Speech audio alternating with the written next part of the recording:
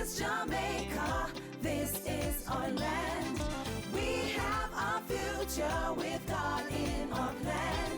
We'll play our My fellow Jamaicans, 2010 was a year of mixed fortunes.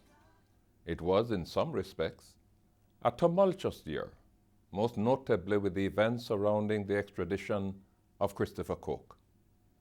In the first half of the year, we experienced the worst drought in more than 30 years. And then, in a complete reversal, we had more rains in the latter part of the year than we have had for 30 years.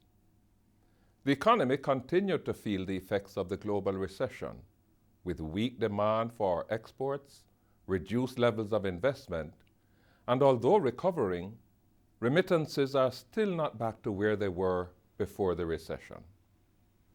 Even though the rate of decline in the economy has slowed, it has taken a heavy toll on us. Many persons are out of work. More families have fallen below the poverty line. Spending power has been weak, and many find it hard to make ends meet. Recovery from the global recession is proving to be slow, resulting in hesitancy on the part of investors to expand or start new businesses and thereby restore the jobs that were lost. Despite the harsh economic environment, however, we recorded growth in tourism and agriculture. This past year, we put in place a number of strategic measures to form the basis for future investment and growth. The Jamaica Debt Exchange, a critical element in the medium-term economic program, supported by tight fiscal management, has resulted in interest rates falling to their lowest level in more than 30 years. We have been able to source much cheaper loans, and while the size of the public debt will not come down for a few years, the burden of that debt on taxpayers has been reduced. The steps we have taken to institutionalize fiscal responsibility and accountability will ensure that we don't return to the ways of the past, but build confidence for the future. The immediate challenge we faced in responding to the global crisis was to stabilize the economy and create the macroeconomic conditions for growth. It required tough and even painful measures, but we knew that if we failed to act, the pain would eventually be much worse. That task is well advanced. Interest rates have been coming down. Inflation is coming down. Debt service costs have come down. The exchange rate is stable. The net international reserves are robust. Government spending is being kept tight, and loss-making enterprises are being divested. Our focus must now be on stimulating growth and creating jobs through investment and expansion. This, of course, must be driven by the private sector, but the government has an important enabling role to play. The strategies to support this focus on growth are being developed through the PIOJ, which has engaged the services of Professor Donald Harris, noted Jamaican economist and Stanford University Professor Emeritus. This effort will benefit from the consultative machinery of the Partnership for Transformation, which brings together the leadership of the private sector, trade unions, and government. It will inform the policies on which the new budget will be constructed and presented in April. Major public sector investment projects such as the JDIP Road Improvement Program and large housing construction projects, both facilitated through the government of China, started toward the end of last year, and much greater impact will be seen this year. We have virtually completed the privatization of the sugar industry, and the new operators will assume management of Frome, Moneymusk, and Bernard Lodge in July, with a commitment for $127 million in new investment to modernize and expand sugar production. Similarly, we have divested Air Jamaica, which was costing us close to $1 billion per month to maintain. We have entered into a new agreement to divest our assets in Jamalco. The agreement, negotiated, includes the cancellation of the forward sale contracts, which have cost taxpayers more than $12 billion since they were entered into in 2002, and which were projected to cost us another $15 billion before the contracts come to an end in 2013. Last year, we saw the reopening of the Yuatan alumina plant. We are currently in discussions with the owners regarding the possible reopening of the other two plants, Kirkvine and Alpart, that were also closed because of the fallout in the global alumina market. The efforts towards switching much of our energy needs from oil to natural gas is proceeding, and long-term contractual arrangements, investment commitments, and an appropriate regulatory and pricing framework should be firmly in place early in 2011. Construction of the new port of Falmouth is virtually complete, and it will receive its first cruise ship next Friday. Next week, we will officially declare open the new Montego Bay Convention Center, which will enable us to enter the huge market for convention business.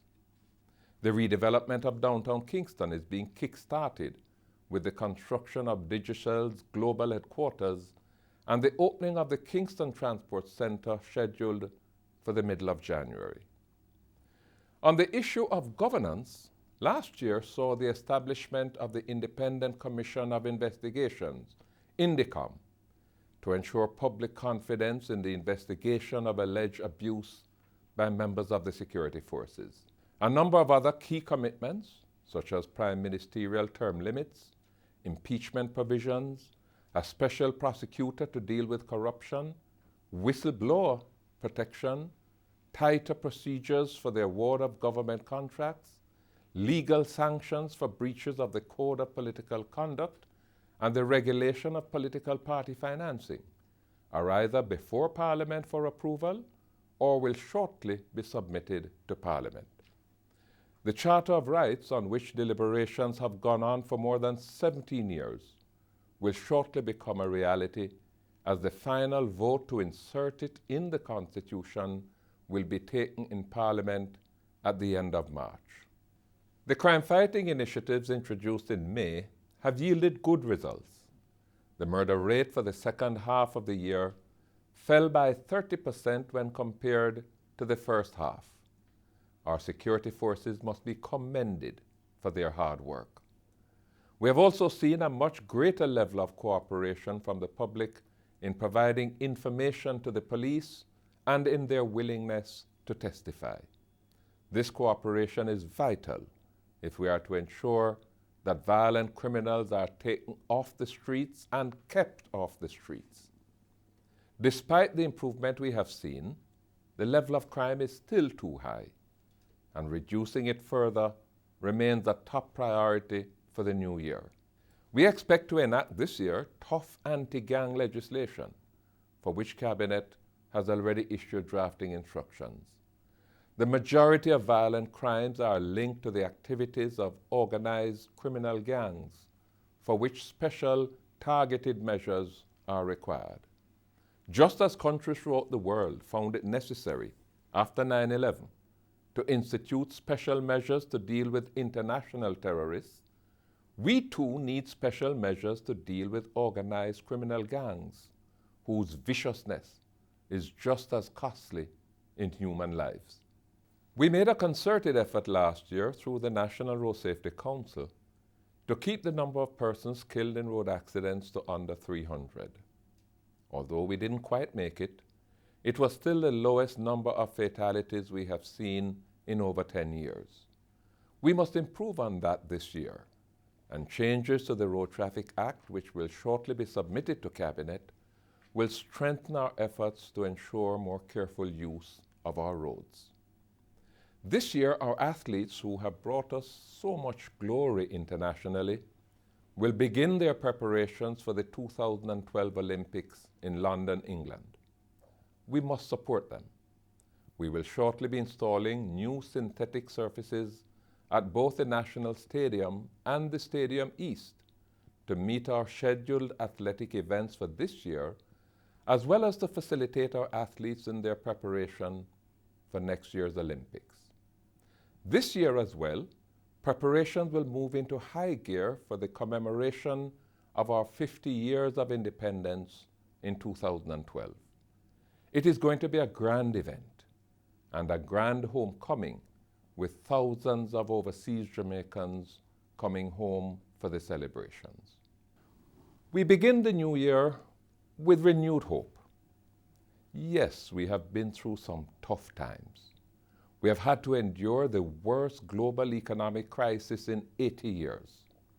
But the worst has passed, and we have used the time to put in place measures that will position us not just for recovery, but for sustained improvement over the medium and long term. Let us together face the challenges of the new year with confidence and determination. And let us grasp every opportunity that it offers to make Jamaica a better place to live, work, raise our families, and do business. I pray God's blessings on our nation and all our people throughout 2011. This is Jamaica, this is our land. We have our future with